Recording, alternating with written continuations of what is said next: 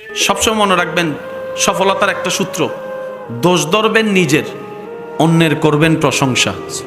যাকে সামনে খারাপ মনে হবে, খারাপ মনে হওয়ার ঘৃণা আসার আগেই আপনি নিজেকে শোনাবেন, তার চাইতে আমি বেশি খারাপ, তার চাইতে আমি বড় গুনাহগার, তার চাইতে বড় আসামি আমি।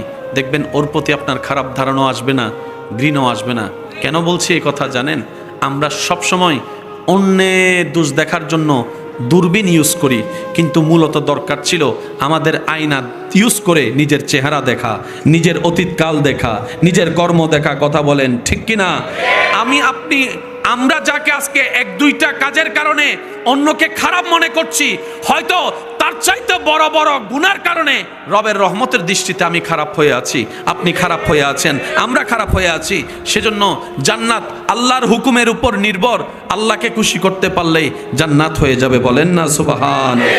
বিপদ আসবে, দুঃখ আসবে, মুসিবত আসবে, ক্ষতি আসবে, দুশ্মন হবে, আপন পর হবে, লস হবে, ফেল হবে, চোখের পানি আসবে, অন্তর ভাঙবে, কারণ এটা জান্নাত নয়, এটার নাম কি?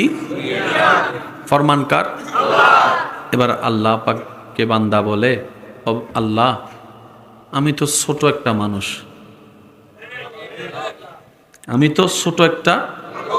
আল্লাহ আমি যখন চাকরি করেছি বস্তা আলগাতে দিয়েছে, আমার মহাজনও আমার শরীরের বাইরে আলগাতে দেয় নাই। আমি যদি আলগাতে পারি 50 কেজি, আমাকে 40 কেজি দিয়েছেন, আমাকে মহাজন মায়া করত। আল্লাহ আমি মানুষটা ছোট, আমার এরিয়াটা ছোট, আমার শক্তি কমজোর। আল্লাহ এত লোডের বিপদ কষ্ট মুসিবত আমি কি আলগাতে পারবো? আমার তো মনে হয় না। এবার রব কোরআনে বলছেন, লা নুকাল্লিফুল্লাহু নাফসান ইল্লা উসআহা।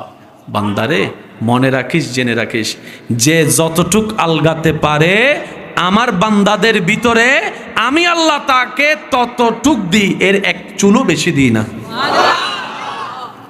তার মানে আপনার জীবনে এখন যা কষ্ট যাচ্ছে, অতীতে যা গিয়েছে, ভবিষ্যতে যা আসবে, অতটুকুই আসবে যতটুকু আপনি মোকাবেলা করতে পারবেন, আলগাতে পারবেন। সেজন্য আপনার আমার জীবনে ইমাম হুসাইনের মতো কষ্ট বিপদ আসে নাই। কথা বলেন ঠিক কিনা? আপনার আমার জীবনে নবী ইউনুসের মতো পরীক্ষা আসে নাই।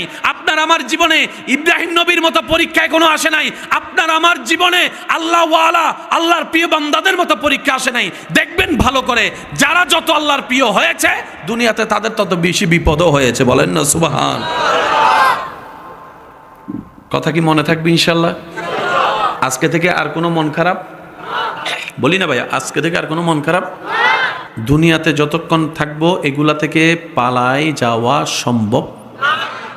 বাস এই কথা মাথায় মনে বসাই ফেলি। অর্থাৎ যত সামনে যাব আগুনের পরীক্ষা আসবে, কাটার পরীক্ষা আসবে, পা ভাঙ্গার পরীক্ষা আসবে, বিভিন্ন রকম কষ্ট আসবে। এক কথা শেষ। আমাদের কাজ হচ্ছে দুইটা জিনিস, সর্বোচ্চ ধৈর্য ধরে সর্বোচ্চ শুকরিয়া করা। আরেকটু জোরে বলি, যদি সফলতা হতে চাই হা হুতাশ করা যাবে? বলেন আফসোস করা যাবে? কারণ এগুলা করলে কি হবে, আপনি যত হা হুতাশ করেছেন এই জীবনে করবেন, তত আপনার হয়তো প্রেশার লো হবে, আর না হয় প্রেশার বাড়বে। আপনার রাতের ঘুমটা নষ্ট হবে, মেজাজ খিটমিটে থাকবে, ভালো সময়টাও নষ্ট হয়ে যাবে। লাভের লাভ কিচ্ছু হয় নাই, হবেও না। আর আপনি যদি ধৈর্য ধরে শুকরিয়া করতে পারেন, আপনার অন্ধকার সময়ও দেখবেন আপনি আল্লাহর রহমতে আলোর দেখা পেয়ে যাচ্ছেন। সুবহান আল্লাহ। আপনি শুকরিয়া করবেন হাজার কষ্টের ভিতরে, প্র্যাকটিস করে দেখবেন, কখনো আপনি পরীক্ষা করে দেখবেন, হাজার কষ্টের ভিতরে আপনি শুধু মন থেকে একবার আলহামদুলিল্লাহ বলার চেষ্টা করবেন, মুখের মধ্যে একটা মুস্কি হেসে দেখবেন সাথে সাথে আপনার ব্রেন এবং মন রিল্যাক্স হয়ে যাবে। হবে নাই বা কেন? আলা বিযিক্রিল্লাহি তাতমাইন্নুল কুলুব। রবের প্রশংসা জিকির যখনই করে বান্দা, অন্ধকার অশান্তি অন্তরে শান্তির দেখা মিলে যায়। অন্তর যখন সৃষ্টিকর্তার নাম শুনে, অশান্ত অন্তর শান্তি হয়ে যায়। সুবহানাল্লাহ।